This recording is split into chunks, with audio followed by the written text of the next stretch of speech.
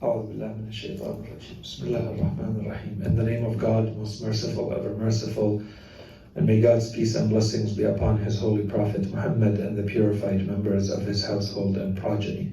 Allahumma salli ala Muhammad wa ali Muhammad wa ajjal farajahum. Brothers, sisters, respected viewers, Assalamu alaikum jami'an wa rahmatullahi wa barakatuh.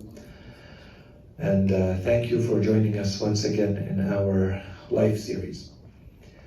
As you will remember where we stopped last time we met, we had started the topic of the scholar or the teacher in Islam. And so after we established the importance of knowledge and rationality and knowledge seeking, and we established that in Islam there are two conditions that have to be met for knowledge seeking, which are the importance of the sincerity of the intent from the activity of seeking knowledge, and that knowledge must become something that translates into action. And so we called it transformational knowledge.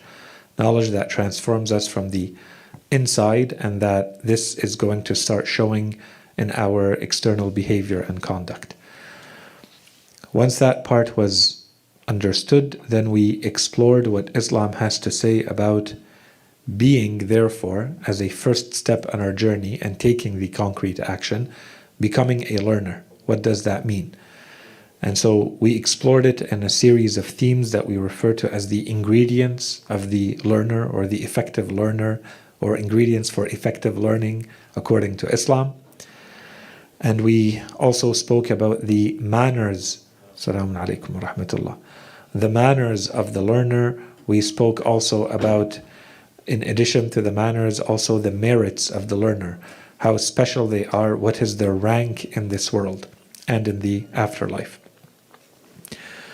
We said, therefore, once that this is well understood, we move to the next logical part of this process of acquiring knowledge.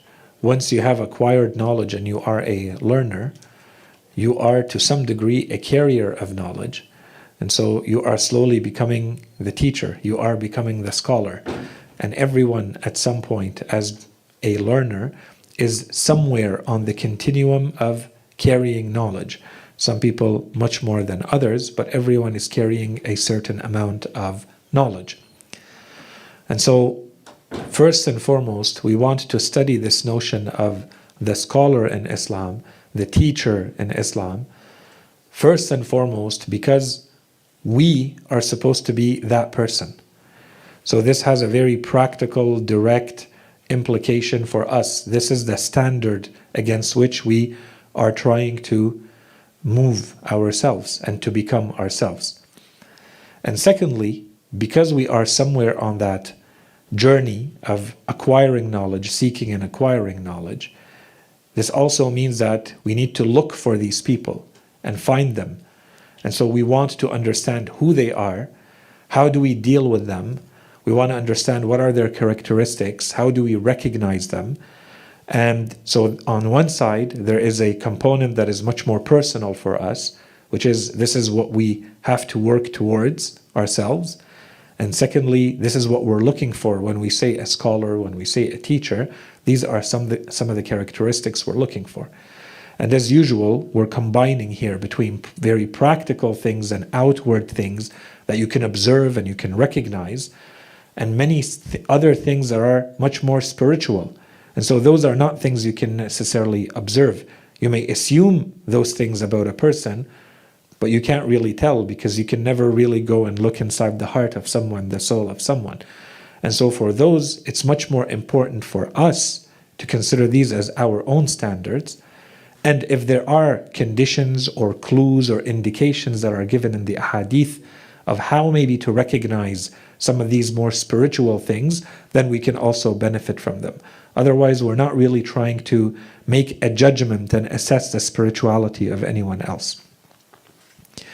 So we began this discussion first and foremost by saying, as an introduction, when we refer to the scholar, when we refer to the teacher, who is the perfect specimen? Who is the perfect example that illustrates the notion of the scholar and the teacher in Islam? And in short, we said it has to be the infallible.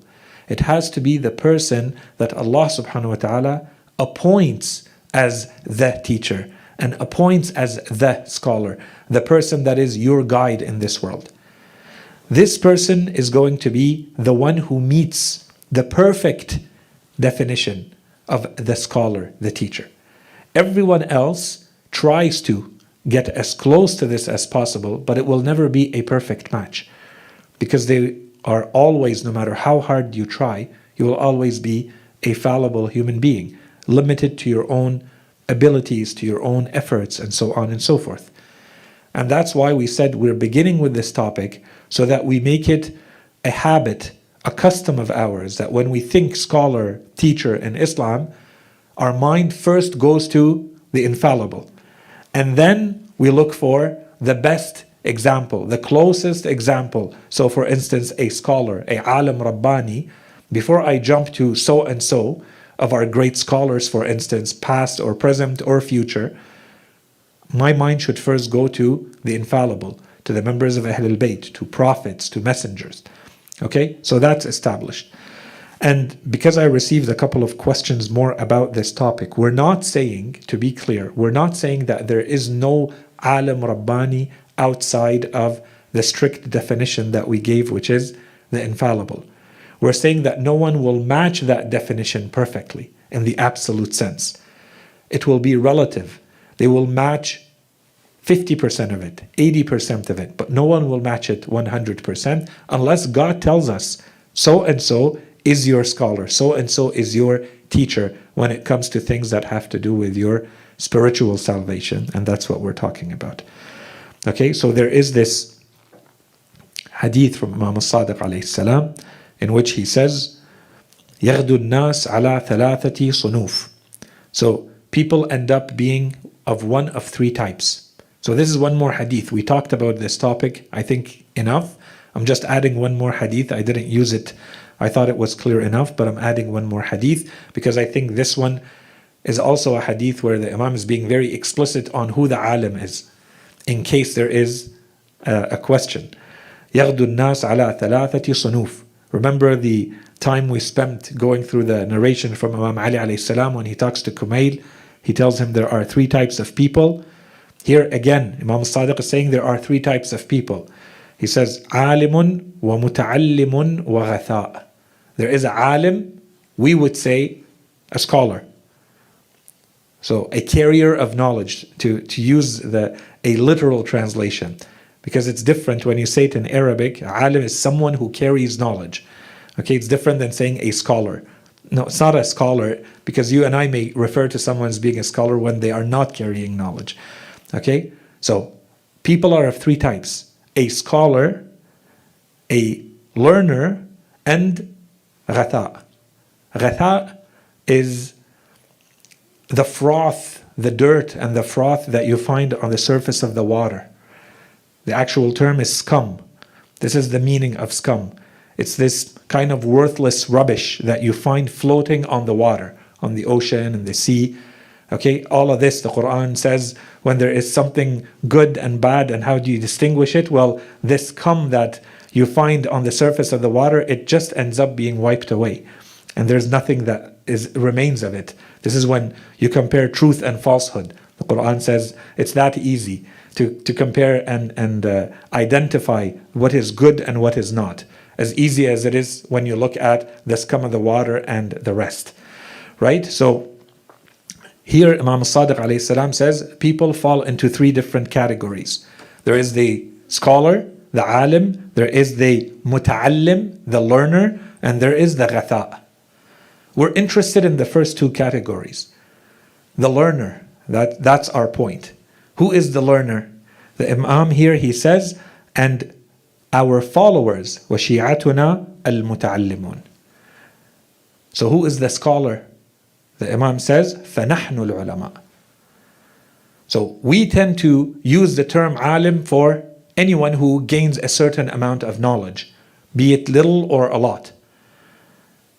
Ahlul Bayt alayhim salam, when they refer to the true meaning of alim, they say, نحن العلماء.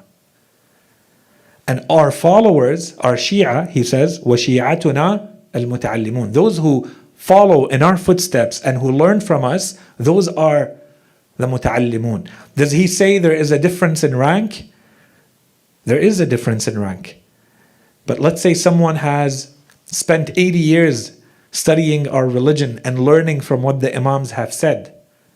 Does the Imam say that this person is going to be promoted from the rank of the muta'allim to the rank of alim? No. He keeps it exclusive. He says, نحن العلماء. The absolute sense of the scholar remains at the infallible level. Everyone else, it's always open. And that's why the definition we gave, we said true knowledge or true scholarship is to the extent that it matches the teachings of Ahlul Bayt. To the extent that what you're saying matches what Ahlul Bayt are saying, you are a scholar. The more you match, the more you can repeat, the more you can explain, the more you can refer to them, elaborate, bring people to them, the more you are a scholar. That's the true definition of scholar. Okay, so I think this point, inshallah, is clear. This was just as an introductory remark that we made. And after spending a bit of time on this, we began, last time we met, by going through the importance of choosing the right teacher. Now that this is understood.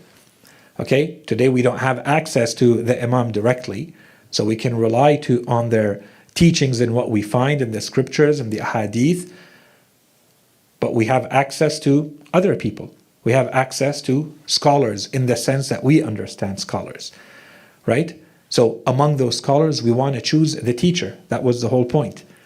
Okay, so we want to start talking about first, and inshallah this part is clear, the importance of choosing the right teacher. You'll remember the examples and metaphors that we saw from the Imams. They say how strange it is for people to be so careful in what they put in their stomachs, what they eat and what they drink. They're very careful, but they're not careful in what they put in their mind and in their heart. And this becomes their faith. And this becomes who they are. And so therefore, to us, a warning, of course, at the superficial, easy level, it means make sure that you are choosing the right teacher when you are in a situation where you're saying, I'm a student and I'm listening to someone as a teacher. That's the easy one. The difficult one is, who are you allowing to influence you? Who are you learning from without perhaps even realizing that you're learning from them? Are you even aware that this person is influencing you? Are you doing this intentionally or not? Should you allow this type of thought to influence you or not? Can you tackle it? Can you deal with it? Are you well positioned to hear anything and everything? Or are there things that perhaps you should say, I shouldn't expose myself to all of these different thoughts? Right? I want to limit myself to things that I consider to be good for me. I don't want to listen to everything and read everything and watch everything. Everything you watch and everything you listen to, everything you hear is going to have an influence on you.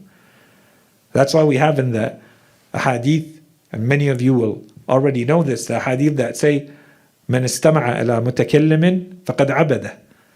Whoever listens to a speaker, it is as though they are worshipping them. So if they are saying things that are godly or bring back to God, they are worshipping God. And if they are saying things that are opposite to what God wants, to the teachings of God, that bring to the devil, the hadith says, then they are worshipping the devil. Okay? Even though the speaker is the speaker, it's this person who's talking, but what are they teaching you? How are they influencing you?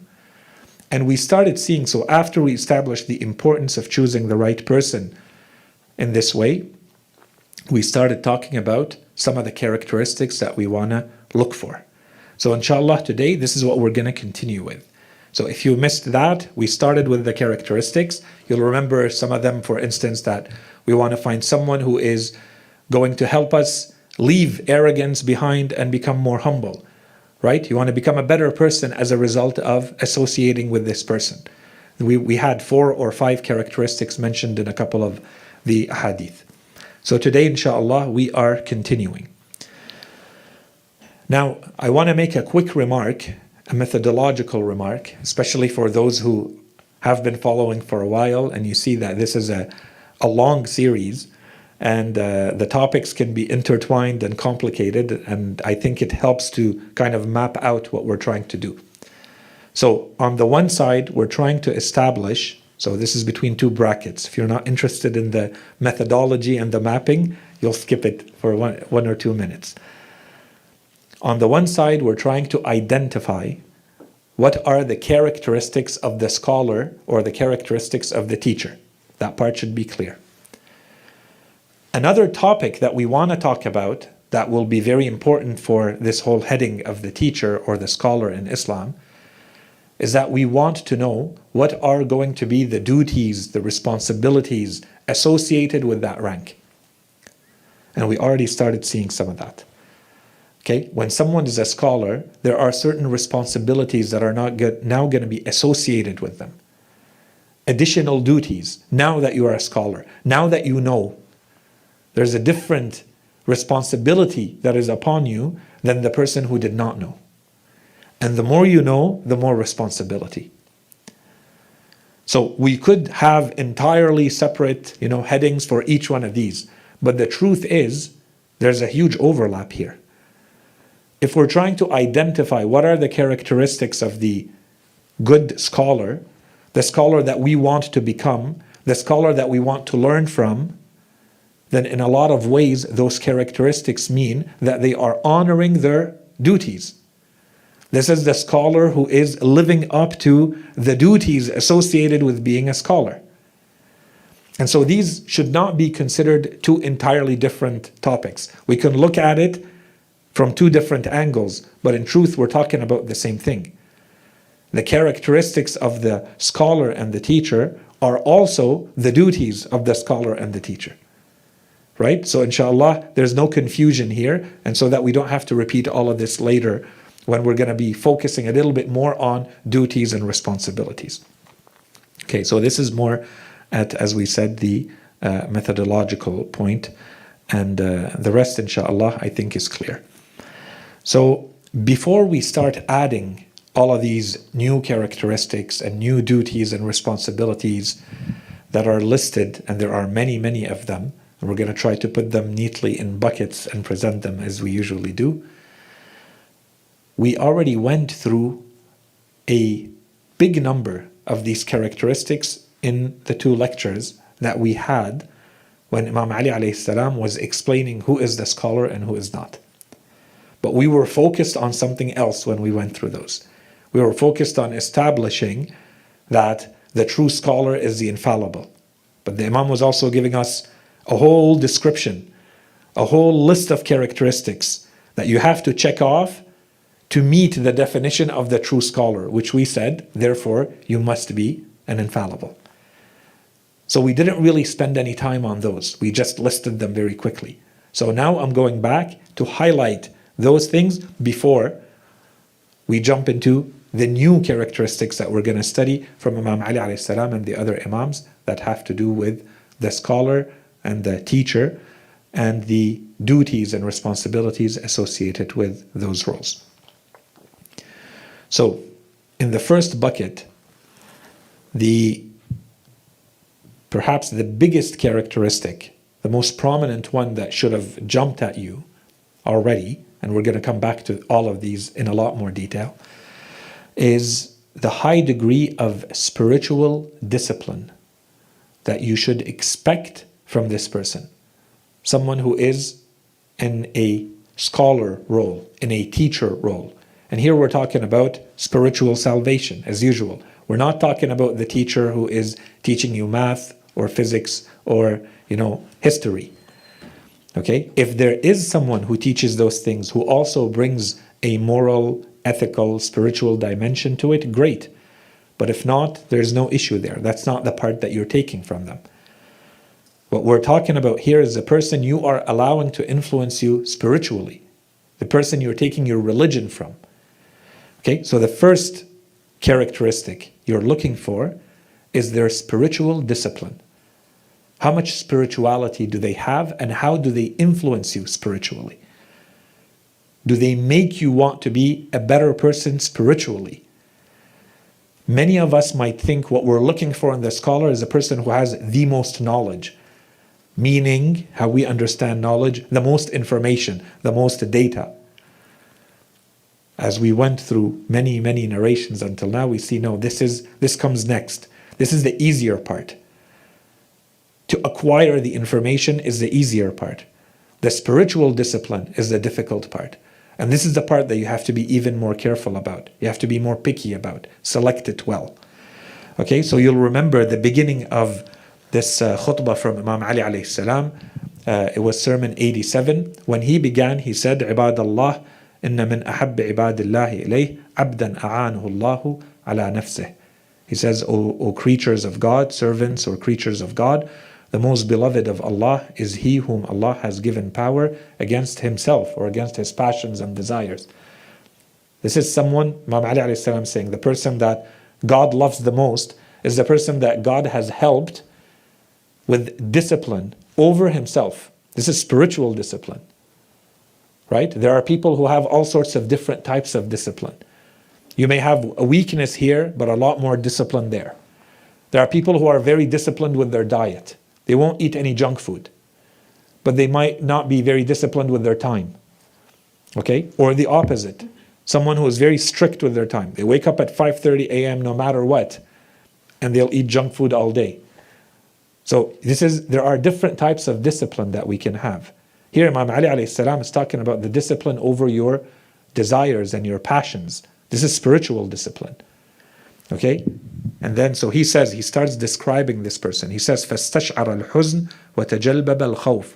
So that his inner side is submerged in grief and the outer side is covered with fear. He's not fearful of things in this world, and he's not afraid or disappointed or aggrieved by anything of this world. This is someone whose mind is much more preoccupied by what's going to happen to me in the afterlife. Am I preparing myself properly for death and after death? So the Imam says, فَزَهَرَ مِصْبَاحُ الْهُدَى فِي قَلْبِهِ وَأَعَدَّ الْقِرَى لِيَوْمِهِ النَّازِلِ بِهِ. The lamp of guidance is burning in this person's heart. So this is where the source of the guidance comes from. The light in his heart is coming from where? From a fear of God, from thinking about death, from thinking about the afterlife. And he has provided this person, a'adda, he's preparing sustenance for something that will happen later. Most people are oblivious. They don't think about it. They're ignoring it. They're neglectful of it. Death and after death. This person is preparing himself. A'adda al-qira. It's like containers. You know, you have al-qira is usually the food you give to a guest. You put it in these large containers, imagine, 14 centuries ago. You don't have a fridge, you don't have a storage room. You're living in the desert. You prepare these containers, these vases, or containers made of mud, of other such types of substances, so that you can preserve the food, so that when someone comes or you want to travel, you have some food stored. Imam Ali alayhi salam says this person is preparing the qira, preparing this stored food for something that will happen. It's inevitable. لِيَوْمِهِ أَمْ نَازِلِ بِهِ. There's a day coming to him. And so he's preparing himself for that. فَقَرَّبَ عَلَى نَفْسِهِ الْبَعِيدِ وَهَوَّنَ الشَّدِيدِ. Those things that are other people consider to be very far and very distant, he considers them very close. He brings them closer to him. Death, if it's inevitable, then it will happen soon. Because there's no way around it. It will happen. Once that hits you, you can't live in the same way as someone who completely neglects or forgets that death is coming. Are you preparing yourself? So this person, that thing which is distant, he considers it to be close. And that thing which is difficult, other people have trouble getting the discipline, waking up in the morning to pray, fasting in a hot day in the summer. This person considers it to be very easy. Because he's looking at something that he considers to be very real in front of him. Other people are just focused on the act. He's thinking on the aim. There's something behind this act. There's an afterlife. There's death and after death. It's not just that I wake up and it's difficult to wake up in the morning to pray. No, this has a lot more meaning to it. And that meaning makes this very easy to do. So the Imam says, وَهَوَّنَ الشَّدِيدِ. That thing which other people consider to be difficult, to him it's easy. Okay? And then he says, نظر فأبصر وذكر فاستكثر. So when he looks, he perceives. So the Imam is not talking about physical, material looking. It's not talking about biological looking with the eyes. When he looks, he perceives. This person can go directly to what the truth is, to what the main aim is. What's the purpose from our existence in this world? وَذَكَرَ فَاسْتَكْثَرَ. And when he remembers, وَذَكَرَ, when he remembers, اسْتَكْثَرَ.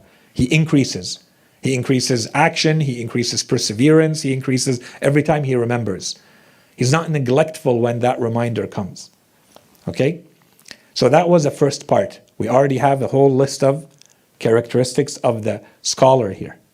And therefore, we have to check off these eventually. As you grow in knowledge, this is what you're trying to match. This is how you have to become. That's one. And two, this is who you're looking for. When you want someone to influence you, the Imam is telling you, this is the person. This is how important, this is how much of a priority to them the afterlife is. Okay? That's one. The second part of the sermon was talking again about, and remember here we're just taking out the parts that were the characteristics. Another characteristic is the ability of this person to guide. So this is at two levels. The first one we already saw. The Imam just mentioned something. He said this person's, there's a light that shines from their heart. Right? ظهر نور الهدى في قلبه. That was the first part. The light of guidance is shining through from his heart. And then the second part here, the Imam is now adding وصار من مفاتيح أبواب الهدى ومغاليق أبواب الردى. This person then becomes, in the first part, I myself am getting guidance. The guidance is in me, within me. But then as this shines to others, then others are also going to benefit. At first, the first step, the first layer, focus on yourself. You have to make sure that you have achieved that guidance before you go and sell it to others and present it to others. So the Imam here, he's saying, this is the second part, this person has now achieved the level where they are securely a source of guidance for others. So this person has become min mafatihi abwab al-huda. It's like they are a key to if there are doors that are locked, but behind those doors there is guidance, this person is the key to get you to the guidance. This person has become a key, this person has become the key to the doors of guidance. And what else? It's not only that they bring you to guidance, they also protect you from misguidance. The Imam says they have become locks. وَمَغَالِيق. Maghaliq is the locks. This person is a lock that is in front of the doors of misguidance. He doesn't let you go into where there is misguidance. Okay, so this is the second layer.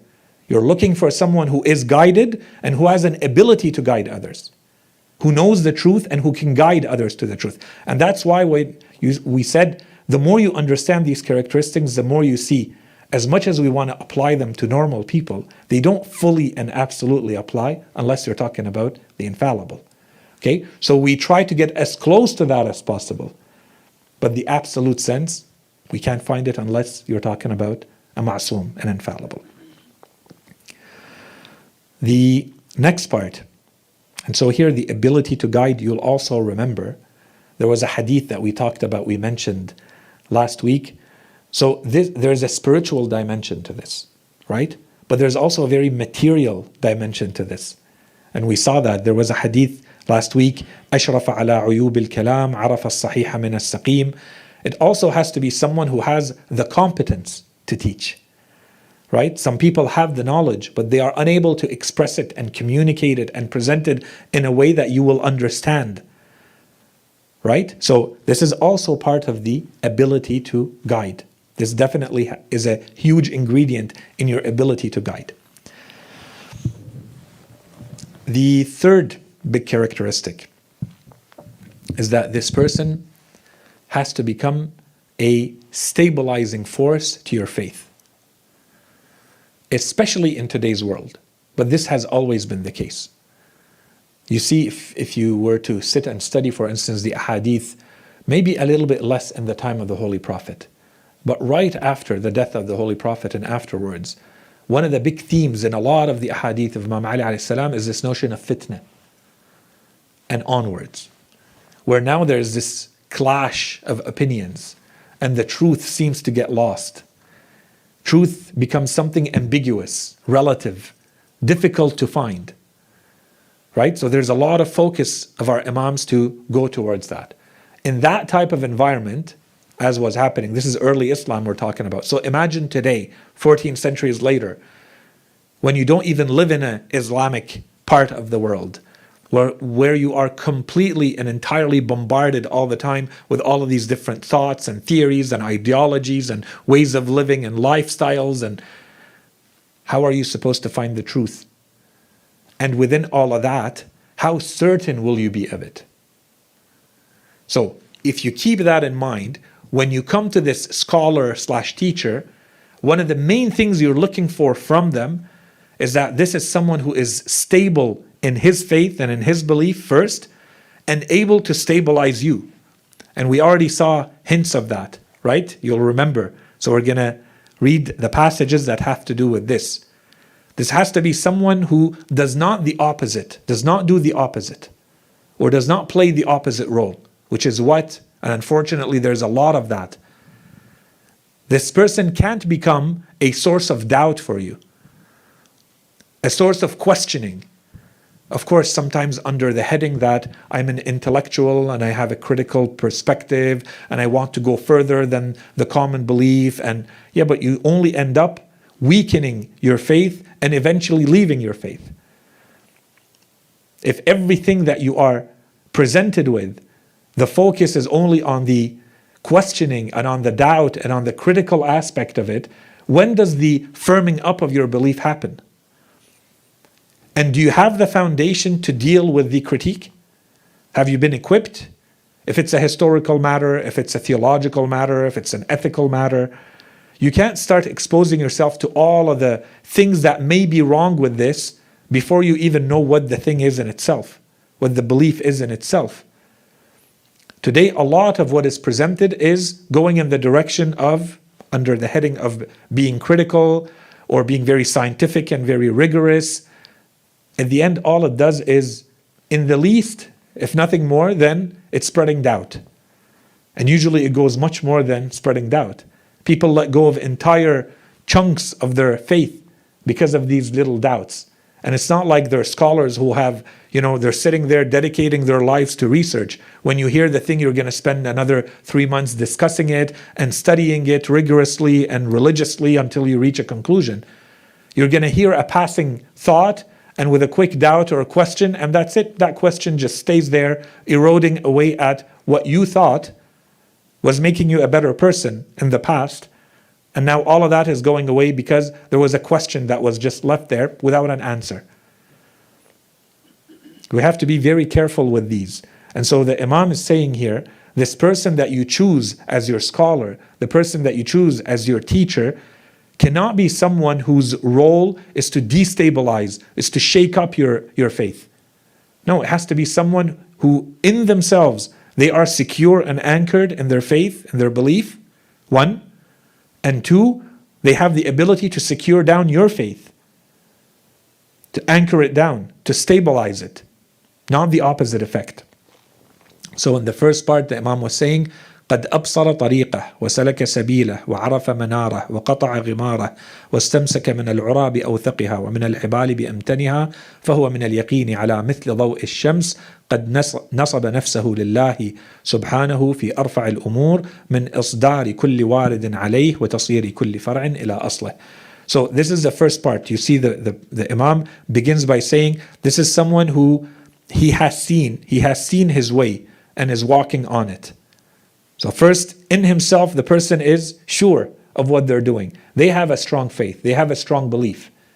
Okay, and you can tell this from the manner in which someone talks or how they write or how they present. Are they presenting things from a position of strength, or are they presenting things from a position of doubt and questioning and not being sure, right? So He has seen his way. He's walking on it. He knows his pillar of guidance, the Imam says. He has crossed over the deep or the dark waters. So he knows where the danger zones are, and he can cross them safely, no issue. He has caught hold of the most reliable support, and he's going to come back to this. Okay, what is this most reliable support? The Imam is going to refer to it here. We're going to see it at the end. He has caught hold of the most reliable of supports and the strongest of ropes. He is on the level of conviction, which is like the brightness of the sun. When you look at the sun, how much doubt do you have that this is the sun? You have none. You're looking at the sun, you can't even keep your eyes open. It's so bright. The Imam says this is how truth is to this person. Unshakable, 100% conviction that this is what I'm looking at. I don't have any doubt about it. He has set himself for Allah the glorified by performing the most sublime acts, referring to everything he faces back to him and returning every branch back to its root. So those two little lines at the end, min isdari kulli waridin alayh, can have multiple meanings. The Imam is saying everything that presents itself to this person, he refers it back to God. Or he refers it back to that most strong of ropes, which could be the Holy Qur'an. Or as he will say later, me, the Imam will refer to himself as Ahl al-Bayt. He says, how can you be in doubt when we are among you? Right? So here the Imam says, whatever comes up, whatever happens in front of this person, how do they deal with it? They bring it back to God. God will tell me how to deal with this. The Qur'an will tell me how to deal with this. Ahl al-Bayt will tell me how to deal with this. And so this becomes a whole methodology. This is not someone who acts randomly in the world. This is someone who has a very clear approach to everything that comes their way. Right? So this person understands, and this is what we've been talking about in this whole series and the previous series. We said first you establish your worldview. And then when you deal with practical things, if your worldview is secure and clear, you can find the principles that allow you to deal with anything that comes up. You understand the general principles. Right? So here, وَتَصْيِيرِ كُلِّ فَرْعٍ إِلَىٰ أَصْلِهِ. The same terminology that we find in our religion. There's furu' and there's usul. He says he brings back the furu', the branches, he brings them back to the roots. What are the roots? Do you know the roots of your religion? The usul of your religion? Your worldview? Right? God, prophethood and religion, afterlife. Right? These are the three big questions with their answers. That's your worldview. This explains to you who you are and how you deal with the world. Everything else becomes a detail, secondary, derived out of this. So the Imam says this is someone who, this is how they view the world. Everything that comes up, they bring it back to its root. And that will tell them how to deal with it. Okay, so first, this is in himself, this is how this person is. And then, now look at the role that he plays with others. مصباح ظلمات كشاف غشاوات مفتاح مبهمات دفاع معضلات دليل فلوات يقول فيفهم ويسكت فيسلم قد أخلص لله فاستخلصه فهو من معادن دينه وأوتاد أرضه. So he is a lamp in darkness. Now this is the role he plays for others. He doesn't need to be a lamp for himself. He's a lamp for others. When there is darkness, this is your lamp, this is your guide. He is the dispeller of all blindness, key to the obscure, remover of complexities, a guide in a vast desert. When he speaks, he makes you understand. Whereas if he remains silent, it is because it is safe to do so. It's better to do so. It's safer to do so. He did everything only for God, and so God has made him his own. Consequently, he is among the mines of faith. Just like you go to a mine to extract, gold or silver. Imam Ali says this person has become a mine himself. And what else? And he is among the mines of faith and stakes of the earth. A stake, we said, is like a nail, a large nail. So that things don't move, you put a stake. This is the role this person plays to others. Stabilizes the faith of others. If they're lost, he guides them. They don't know, he teaches them. And he doesn't add more confusion and more ambiguity and more questions. The Imam is very clear. يَقُولُ فَيُفْهَمْ. When he speaks, you understand everything they're saying. The opposite tactic is sometimes used. You intentionally add complexity and big words and academic name dropping and so on and so forth to sound smarter and more intelligent, which is the opposite of what you're supposed to do as a teacher, right? In any case, the next characteristic, action and leading by example, not just talk. And this is why we said, if you remember much earlier in the series when we spoke about the importance of being in contact with a teacher, find an actual teacher like a human being. Don't rely just on books and just on lectures. Find a person that you can see, flesh and blood, you can talk to, you can watch them, how they live, you understand how they are. This has a huge effect on you, whether you realize or not. Right? So here the Imam is going to bring you back to the actions. You don't just need the talk from this person. You need to be able to see, but how do they act? Do they actually live by what they teach or no? That's a huge one. And in fact, for a lot of people, they have a lot of knowledge, much more knowledge than they need to be good in the world. But in a lot of cases, they haven't seen enough examples of people who are good in front of them, who live by these principles. And so with time, these principles become something very abstract, very idealistic, as though it's impossible to live by those standards. Right? It just stays as something that is unachievable, an ideal that no human being will be ever able to achieve. So it stays as just an ideal.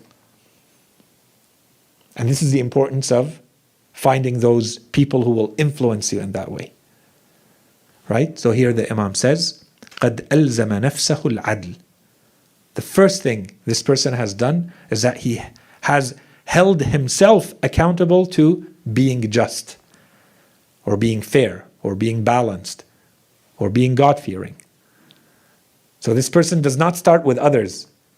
This person starts with himself. ألزم نفسه العدل كان أول عدله نفي الهوى عن نفسه.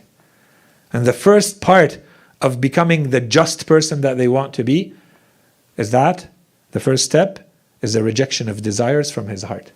He doesn't do just because his heart has a desire. He controls. And the Imam, you remember, he began the whole sermon with this. He says, this is the most beloved of servants to God.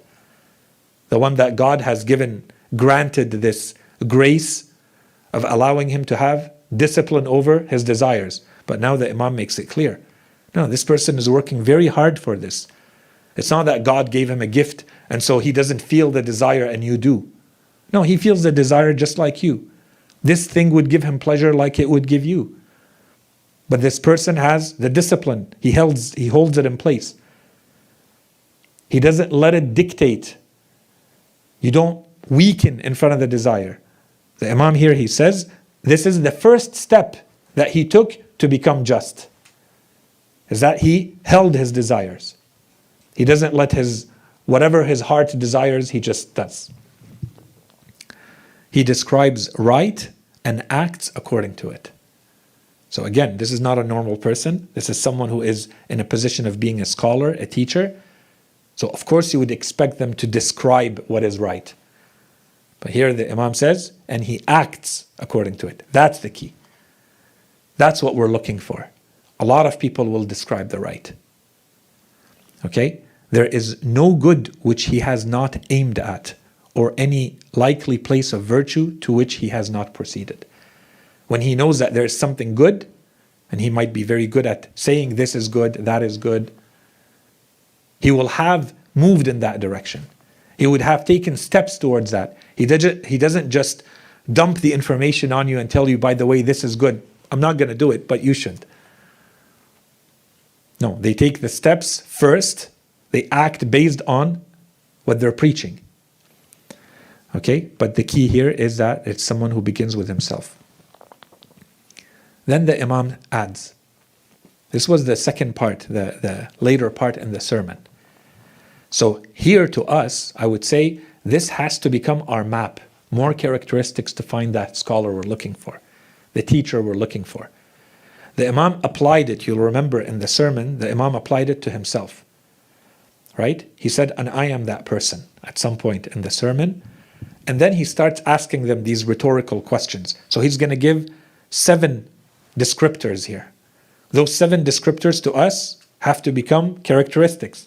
I have to walk around with a checklist when I'm looking for my scholar, for my teacher, to see how many of these can I check off, to see does it match what the Imam is describing. Because he's now describing how he is acting among those people, among his own people, as their scholar, as their teacher. So he says, أَلَمْ أَعْمَلْ فِيكُمْ بِالثِّقْلِ الْأَكْبَرِ? Did I not act before you based on the greater thiql, which is the Holy Qur'an? When I act, is not all of my action based on the Qur'an? To us, characteristic number 1. That's what I want to see from my scholar, from my teacher. You act based on the Qur'an. How knowledgeable are you of the Qur'an? 2. وَأَتْرُكُ فِيكُمْ الثِّقْلَ الْأَصْغَرِ. And so, did I not retain or hold or protect or guard the second thiql, the smaller thiql, which are Ahl al-Bayt? This is hadith al-thaqalayn. إِنِّي تَارِكٌ فِيكُمْ الثَّقَلَيْن. And in some ahadith, أَحَدُهُمَا أَكْبَرُ أَعْظَمُ مِنَ الْآخَرِ. Right? So here the Imam says, when I act, did I not act in a way that is always based on the first thiql, the weighty thing that the Prophet said, I'm leaving. 2 weighty things, 2 important things, the Qur'an and Ahl al-Bayt. Imam Ali says, when I acted, did I not act based on the Qur'an? And did I not guard and take care of the second thiql? So he's married to the daughter of the Prophet, he is raising the 2 grandsons of the Prophet. So that has to become our second characteristic. How important is this second thiql? How important is Ahl al-Bayt in the worldview of this person? We're considering the scholar, we're considering the teacher. وَرَكَزْتُ فِيكُمْ رَايَةَ الْإِيمَانِ.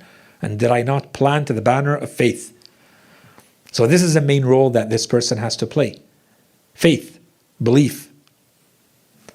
Next, وَوَقَفْتُكُمْ عَلَى حُدُودِ الْحَلَالِ وَالْحَرَامِ.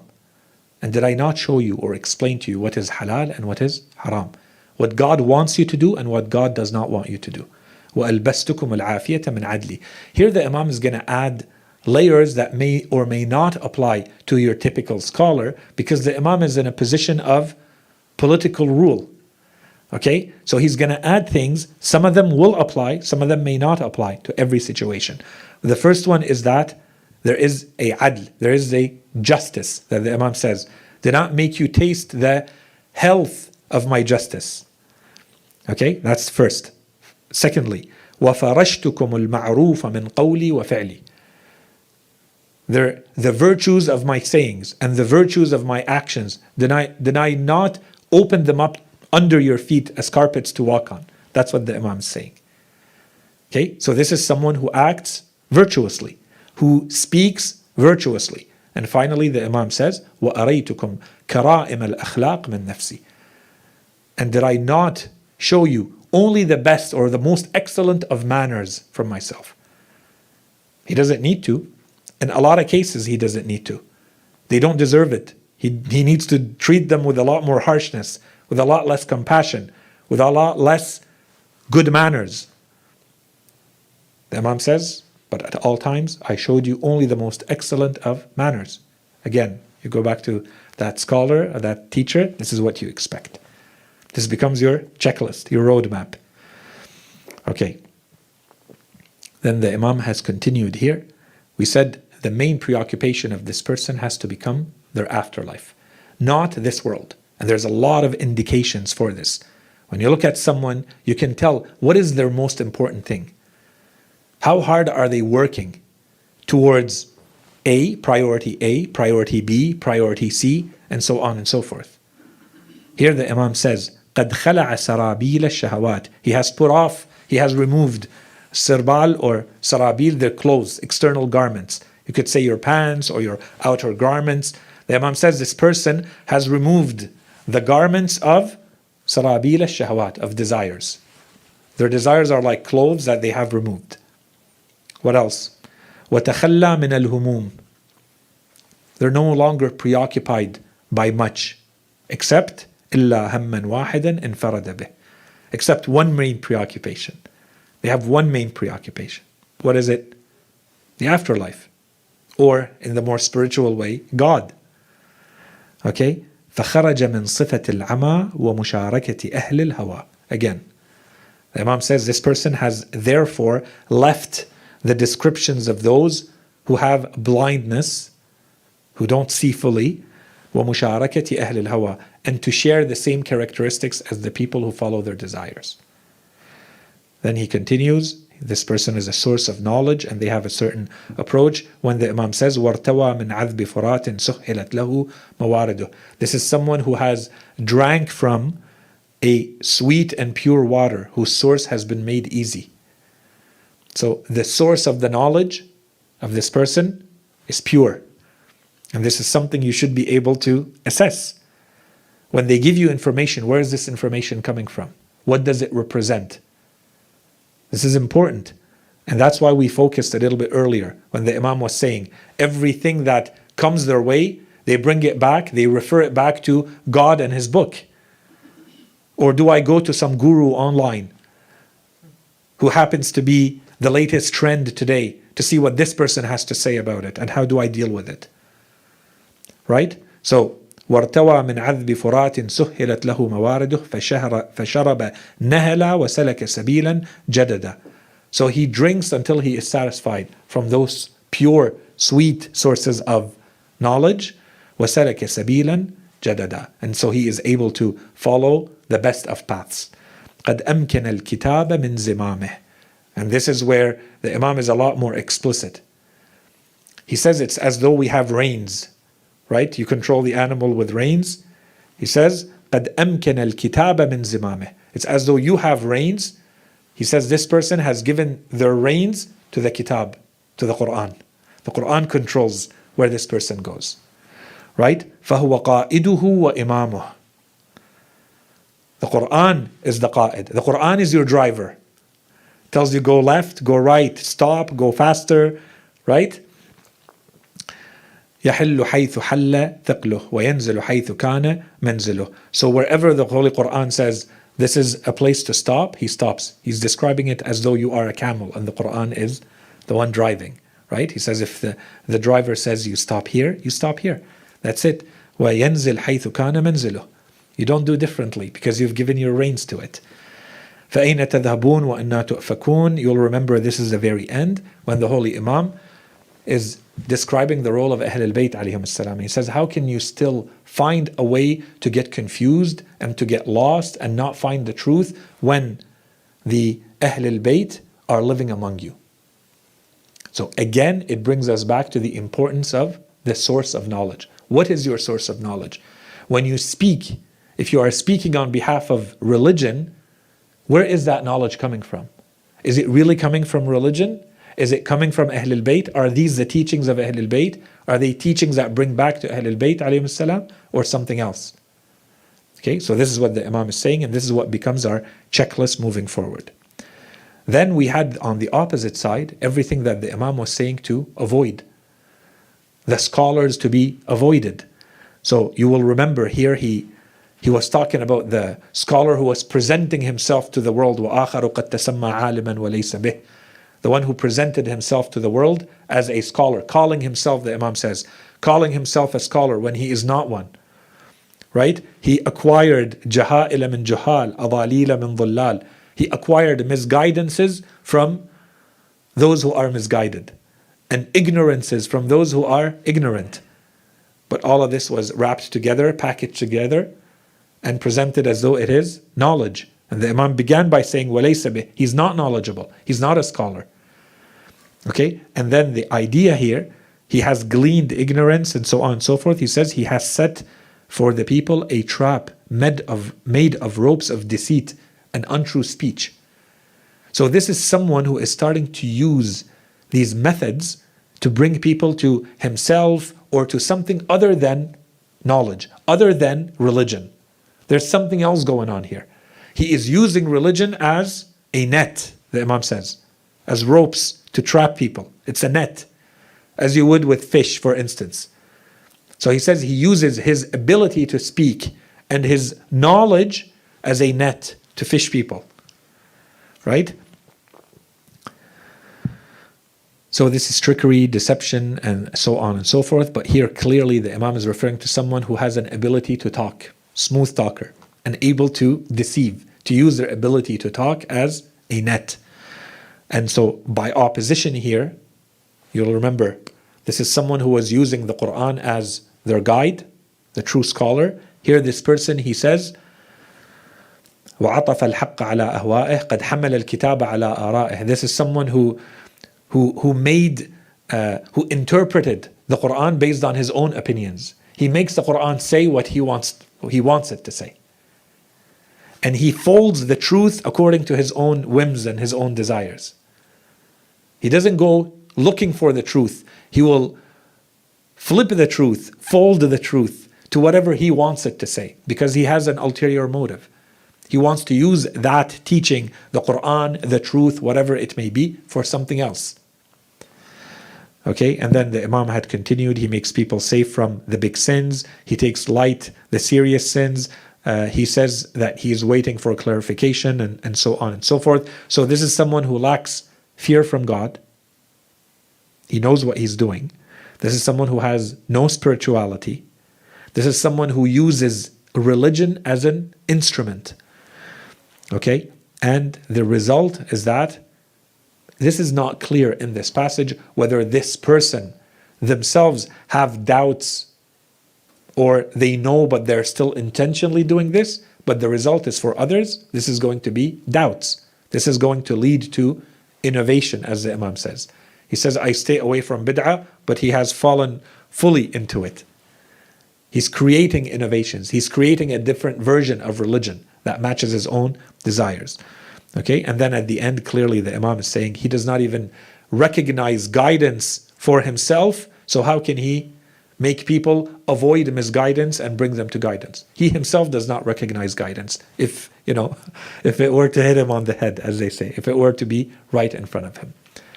Okay, and then you will remember the other passages that the Imam was talking about. The description he had given to Hamajun Ra'a, if you remember, he said people are of three types: the divine scholar, al-alim al-rabbani, the person who is on the path of deliverance, the learner on the path of deliverance, and the Hamajun Ra'a or Ra'a. And then the description he gave, and this becomes very important. It brings us back to this notion of doubt and lack of stability, lack of depth in your belief. He had said, أَتْبَاعُ كُلِّ نَاعِقْ يَمِيلُونَ مَعَ كُلِّ رِيحٍ. These are people who will follow every caller. These are people who will bend with every wind. That's what the Imam is saying. This is basically not someone that can be relied on because they are assured of their own conviction, of their own beliefs, of their own values.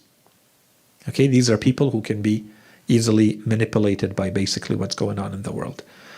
The other passage, and I can go a little bit faster here, the use of religion as an instrument to this world, you'll remember, was also used in the passage from Imam Ali to Kumail. When he was saying, أَصَبْتَ لَقِنًا غَيْرَ مَأْمُونَ, the Imam said, there's so much knowledge that is contained in my chest, if only I would find someone who would carry it for me, that I can spill this knowledge to, and I find none. But then the Imam said, yes, there are some. There is one who is, I found such a one who is eloquent and a good memorizer, but he could not be relied upon. Why? He would exploit the religion for his worldly gains, the Imam said. أَصَبْتُ لَقِنًا غَيْرَ مَأْمُونٍ عَلَيْهِ. Laqinan, someone who can memorize quickly and someone who can speak very well. He will learn the information and he has a strong communication skills. غَيْرَ مَأْمُونٍ عَلَيْهِ. I can't rely on him or can't trust him. Why? Because he's going to use religion مُسْتَعْمِلًا آلَةَ الدِّينِ لِلدُّنْيَا. Religion is a tool that he will use for this world. I can't trust someone like that with my knowledge, the Imam says. Right? So this is the categories to be avoided. He's not saying no one can learn. He's saying there are some. They're smart, they're intelligent, they're good at memorizing, they're good at speaking. But they can't be relied upon because they're using religion as a tool for this world. The second one, the one who lacks depth, you will remember. He said, or there is one who loves the truth and the people of the truth, and he's willing to follow them. But he lacks the depth. He doesn't have the wisdom. He doesn't have a penetrating insight to understand things and put them together. He sees things at a superficial level. He's too simple-minded. It's too easy to trick someone like this. It's too easy for someone like this not to see the full picture. They'll be too naive, too innocent. Right? So someone who handles more knowledge than they takes on more knowledge than they can handle will end up in this situation. Okay, so the Imam here, أو منقادا لحملة الحق, someone who accepts to be a follower of the people of truth. That's the second one. But the Imam says, لا بصيرة له في أحنائه. There is not an ounce of insight between his sides. There's no insight. There's no deep thought in this person. ينقدح الشك في قلبه, and that's a problem. And so someone like this, who has too much of a superficial way of seeing the world, it's too easy for this person to suddenly start doubting everything they believe in. It's too easy for doubt to spark into his heart, the Imam says. ينقدح الشك في قلبه لأول عارض من شبهه.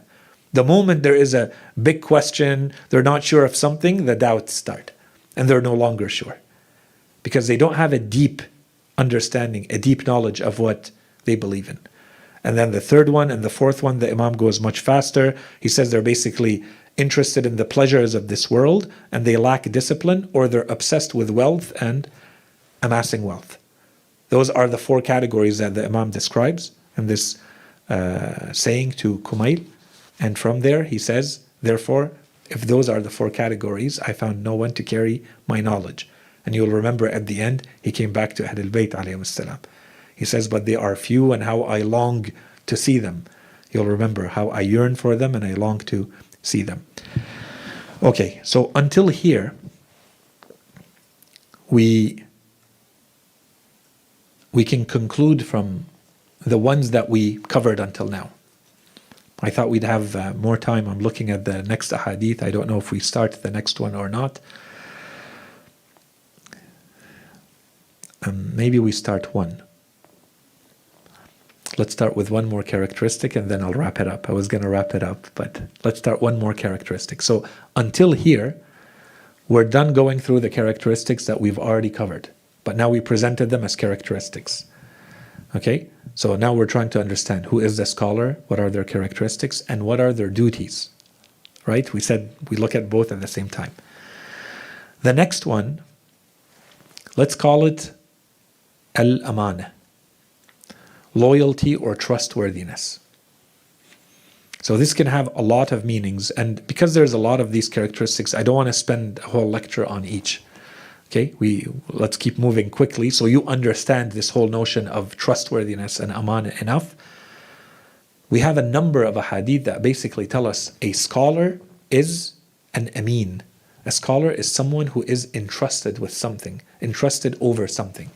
What are they entrusted over? They're entrusted over knowledge. That's the role they should play, and that's the role you should be able to recognize. You should feel like this person cares about the knowledge, cares about how it is presented, cares that they have a duty associated with that knowledge, and so they act accordingly, and they maintain that knowledge. They take care of it as though it is something important, something special. Okay, and therefore you, as a seeker of knowledge, inshallah, you're doing the same thing. You understand the duty, the responsibility associated with the knowledge, and you feel yourself as a caretaker of this knowledge. You can't let that knowledge die. You can't let that knowledge go to waste. You have to do what you can to keep pushing that knowledge, preserving that knowledge, and keep pushing that knowledge forward.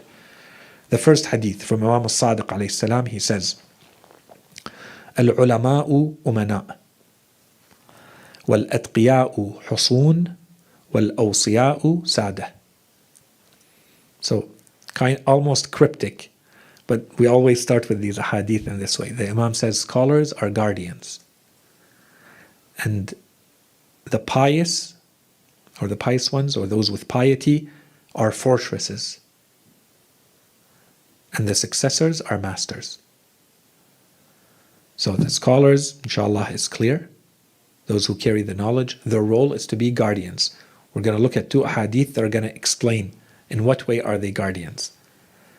And then when he says, وَالْأَتْقِيَاءُ حُصُونَ, people who have taqwa, piety, God-fearing, they are husun. Hisn is a fort, a fortress. That in that world were very important. This is what protected you, your town, your city from any outside threats. He says, those with piety are fortresses. In what way? So the Imam is talking about things that are spiritual. How is the person with piety a fortress? First, they say at a more material way, more worldly way, when you see someone pious in front of you, they're a constant reminder of what to do, what not to do. And this means that eventually less sins happen, more good happens, and so they are a fortress against evil, against bad, against sins in this way. That's the first meaning of those who are pious are fortresses. They're protectors in a society. In the second meaning, no, this is a much more spiritual meaning, otherworldly meaning, ghaibi meaning. It's by their blessing, by the blessing of those who are pious and God-fearing, that Allah subhanahu wa ta'ala protects a town, a city, a land, because they are present there for their sake, for the sake of their God-fearing, for the sake of their piety. People don't realize, people who live around them in the town, in the land, in the country, in the planet where they live, how those people are protecting others.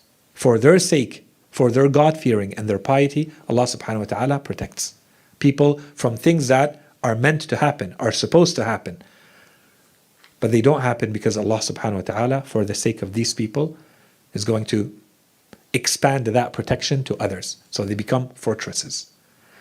Okay, wal-awsiya usada, al-awsiya here is a clear reference to Ahlul Bayt, being the awsiya of the Holy Prophet, the successors, those who inherit, those who continue the same message, okay, of the Holy Prophet sallallahu alaihi wasallam. They are masters. They remain masters.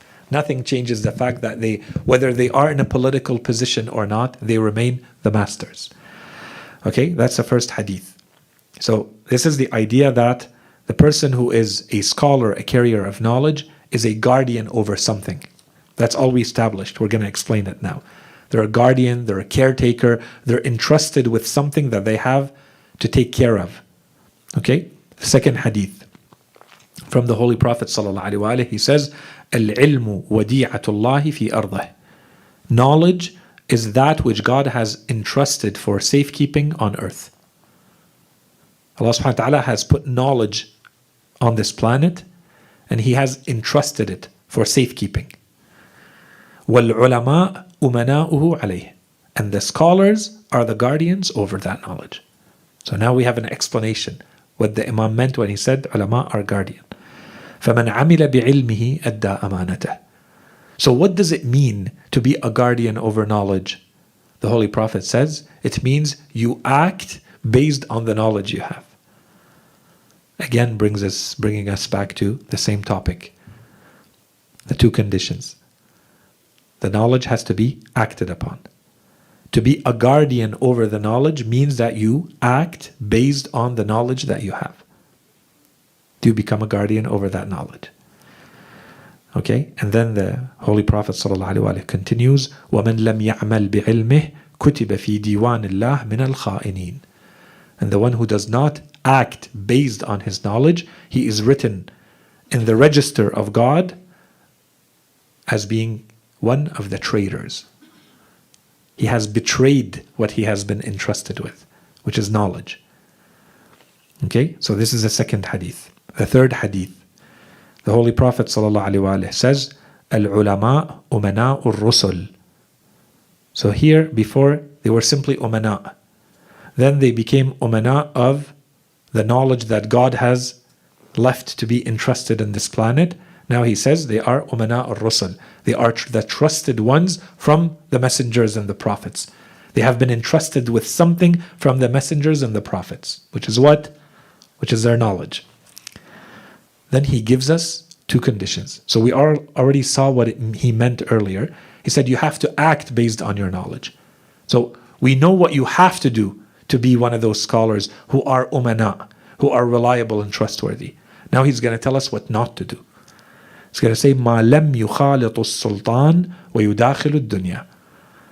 So long as they do not ally themselves with the rulers and they do not enter wholeheartedly into this world. So they are umana, they are guardians. Now we know what they had to do. So long as they act based on that knowledge. Here the Holy Prophet says, and so long as they do not ally themselves with the rulers who will manipulate the people based on the opinions of the scholars, because people respect religion and respect scholars, and so long as they do not enter into this world, yudakhilu, they don't go far into this world. They don't enter this world wholeheartedly, as though this is their only priority, becoming as wealthy as possible, becoming worldly. So long as they are not worldly, so long as they are not part of the system of the rulers, then they are staying safe and they are honoring their role as a guardian over knowledge. I think I'm going to stop here. So I think this part, inshallah, is clear. So this is the first new characteristic that we added, that the scholar is a guardian. So that's what we're looking for in the teacher and in the scholar. And this is what we have to aim to achieve in ourselves as well. And for what we covered earlier, we're going for the teacher who is elevating us spiritually. We're going for the teacher or the scholar who is going to increase knowledge, increase guidance, provide guidance. A scholar who can lead by example, that the afterlife seems important to them, that they have a high level of spirituality, that it's not only empty talk, and they have an ability to teach, an ability to guide and teach. And on the other side, we can say the opposite. So the one that we want to avoid, or we want to be careful with, is the one who lacks spirituality, the one who seems to be empty talk only, okay, or even contradictory talk, but that's one more layer, seems to be using religion as a tool for this world. Someone who may have all the knowledge, intelligence, communication skills, but knowledge is only an instrument for this world.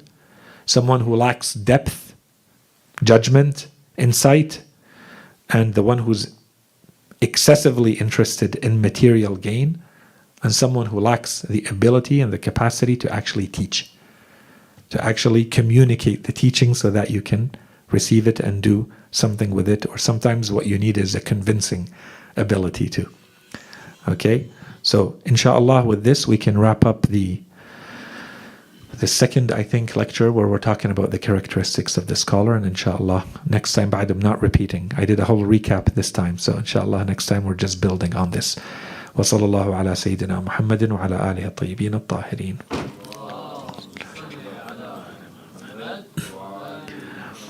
Questions, concerns, comments?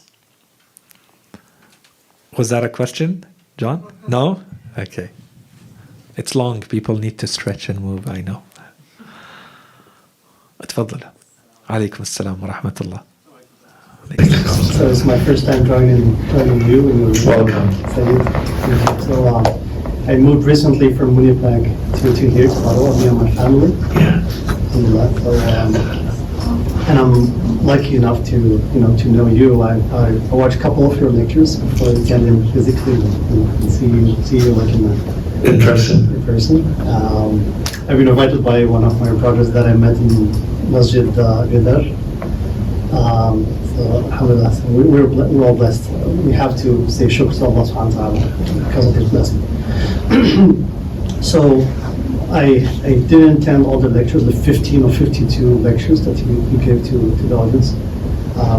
But I've been watching just today two of your last two lectures, just to catch up and be on the same page with you.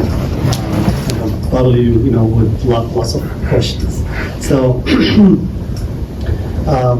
So what are the, I'm assuming like you have set up like a program, to go through step by step. So because through the hadith of Imam Ali alayhi salam, that divided people in three, alim, rabbani, muta'allim, and so to me, like I read this hadith a long time ago. I'm 42, almost 43 years old, so I'm still young relatively, but at the time probably of my brother's here's age, I learned that hadith. So it's stuck in my mind, like, and it's kind of a constant and permanent reminder. Where should I be? What are my duties? But at the same time, lots of questions, endless amount of questions, still are popping up in my mind. Because I believe, I don't know if I'm right or not, you tell me. So he all knowledge, or he and Imam al-Ayman Ba'di, sallallahu alayhi, so they went deeply and thoroughly into this hadith, as you mentioned, the hadith of Jafar and our Imams. So they not only define the three categories of people, but there is something, like I feel there's something very subtle between every category and the adjacent one. And that's where the danger is. For us, if we're working hard to belong into muta'allim, because we're not aiming into the first category, that's for sure. So that leads me into the second divider, which is between muta'allim and hamish. But at the same time, like if we do the same semantic projection, it gives us this like doubts in the subtle meanings that if someone is alim, so sure it's alim rabbani, so he defined it in al-hasany. But at the same time, in our in our word, and since the time is time, so there has been lots of alim, but they were not reflecting godly meanings. So should we, by no talk, like exclude those from being alim, because alim rabbani is a compound characteristic. So there's alim and rabbani, and we know that al-hasany, when they pick the words, they pick them from thousands of words. We have 3 million words in Arabic language. It's the richest language ever in the world, in the history of human being. So alim and rabbani. So should we dissociate these two from the whole meaning that the Imam apparently and intentionally was trying to point out? As far as the same thing for muta'allim ala sabil najat, because we could be muta'allim and lose our track, but are we excluded of being muta'allim? So are we kind of although we're trying to be in muta'allim ala sabil najat because we're in najat, which is in the chronological word, like a order of the sentence. So hadith is if you go to the left, to the end of the sentence.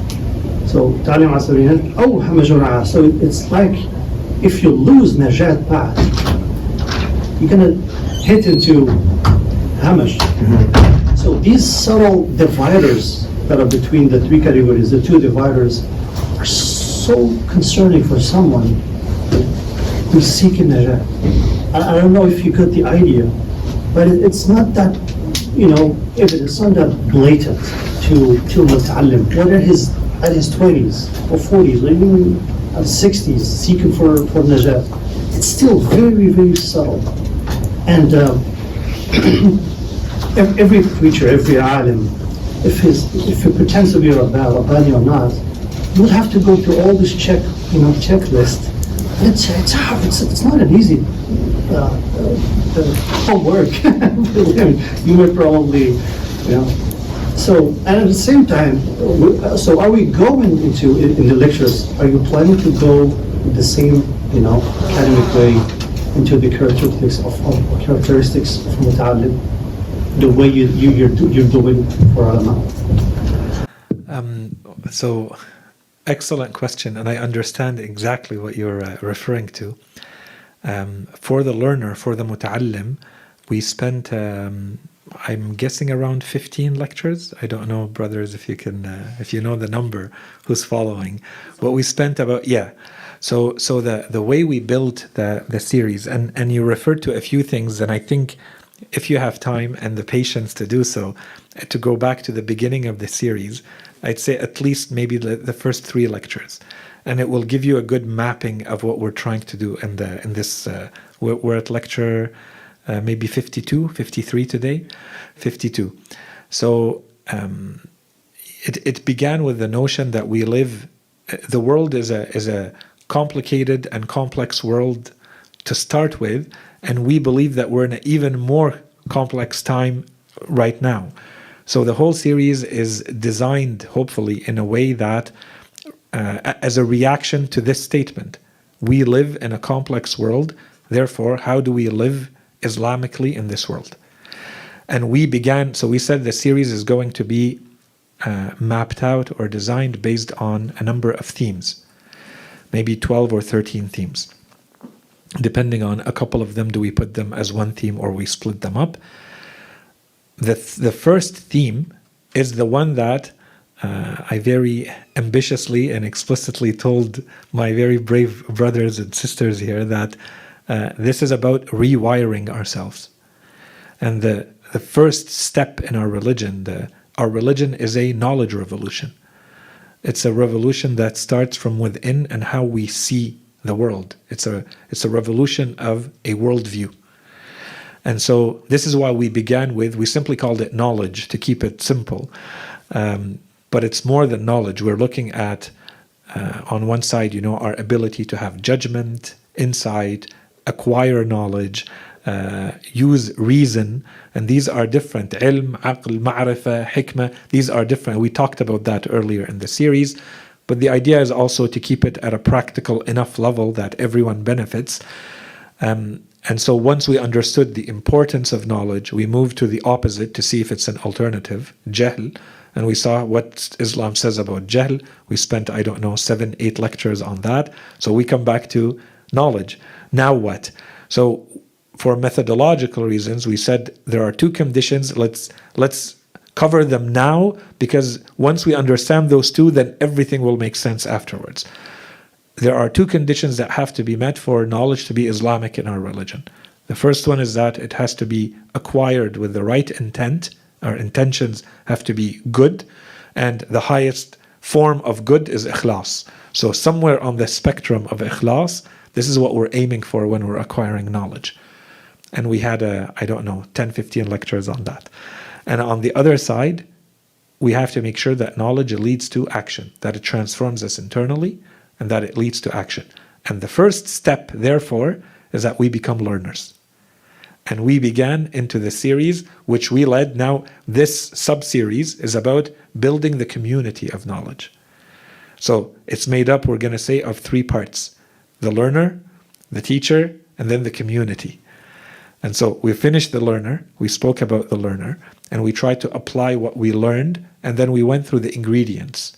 So what does Islam say about being a learner? Where do you start? How are you supposed to be?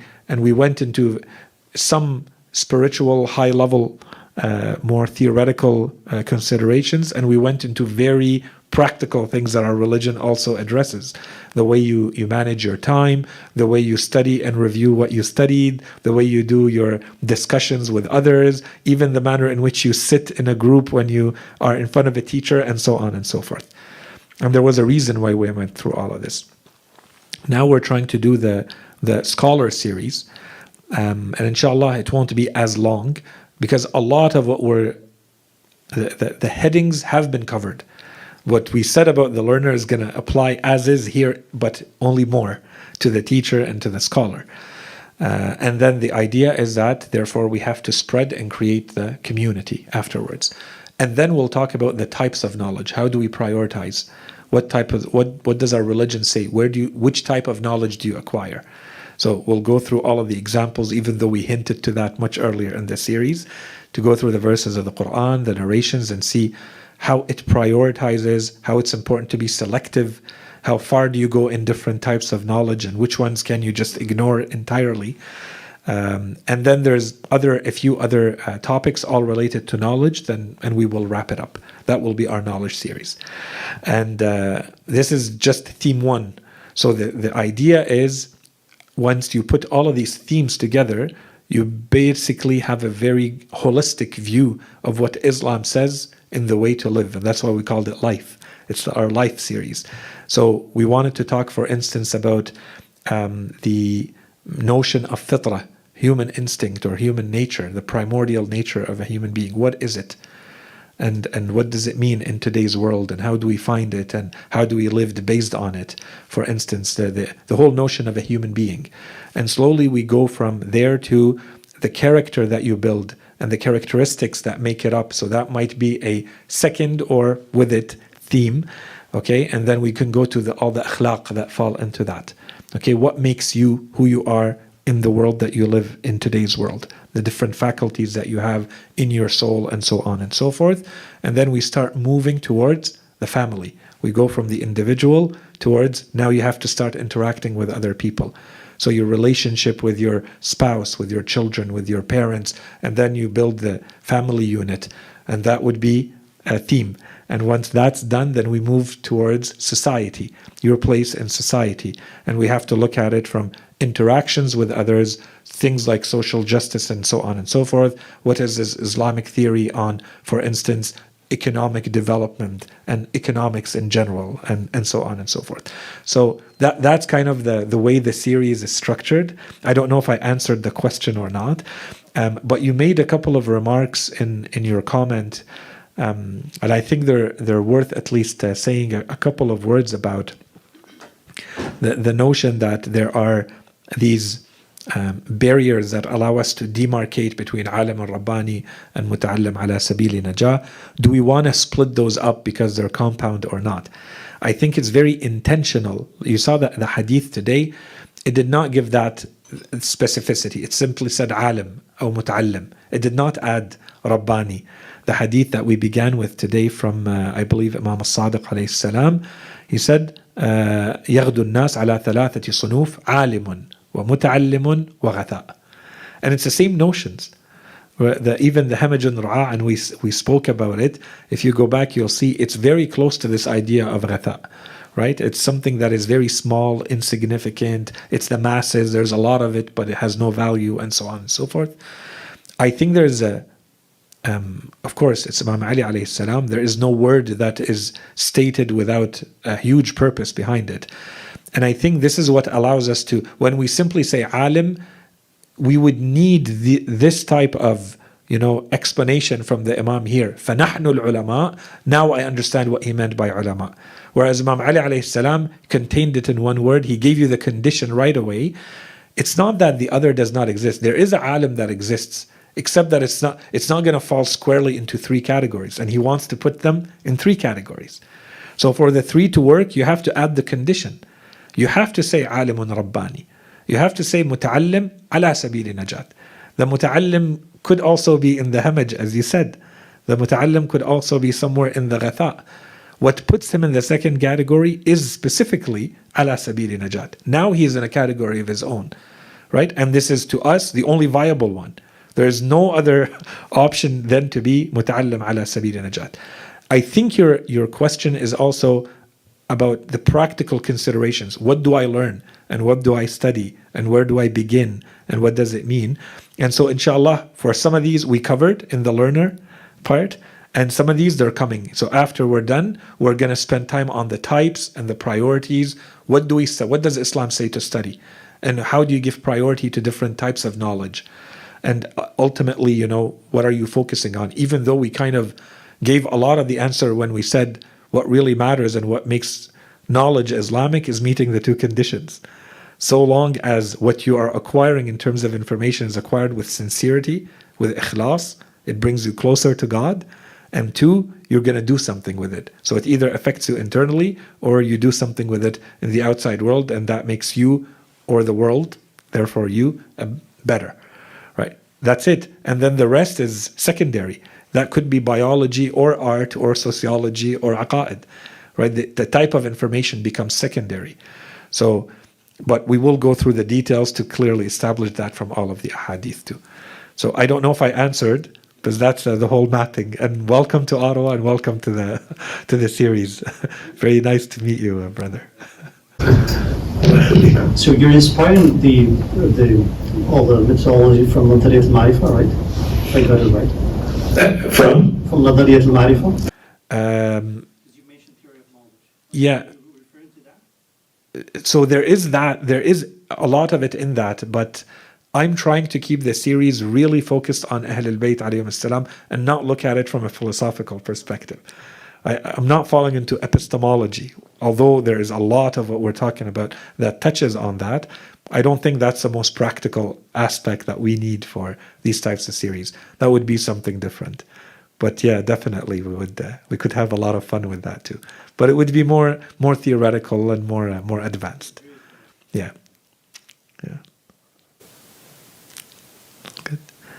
وصلى الله على سيدنا محمد وعلى آله الطيبين الطاهرين.